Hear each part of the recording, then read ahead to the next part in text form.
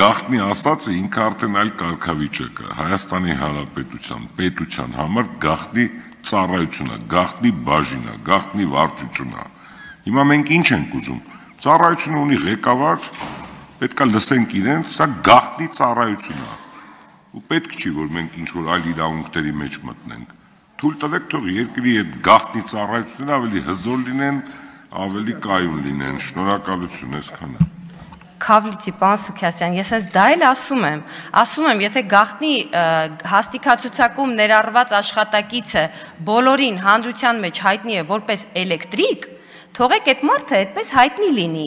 Մենք իրեն չտանենք ատեստավորման, ինքն էլ համաձայն չլինի գնար դատարան, դատարանում էլ պարզվի, որ այս մարդը գաղտնի հաստիքացուցակի աշխատակից է ու պրոբլեմ առաջանա։ Եվ եկեք չտանենք այն ուղղությամբ, որպեսզի այդ մարդը զրկված լինի սահմանադրությամբ իրեն իրավասու իրավունքներից, պաշտպանելու իրեն։ Դրա համար ասում եմ առաջարկ անենք մինչև երկրորդ ընթերցում, հանենք այդ մարդկանց ատեստավորման ցուցակից, որտեղ ատեստավորումը իրենք իրենց աշխատանքով ապացուցում են իրենց գերատեսչության ղեկավարին, ասում է կամ լավ չի աշխատում, հանում են, այդտեղ էլ թեմա չկա։ Դրա համար ասում եմ, գուցե սա լավագույն լուծումն է։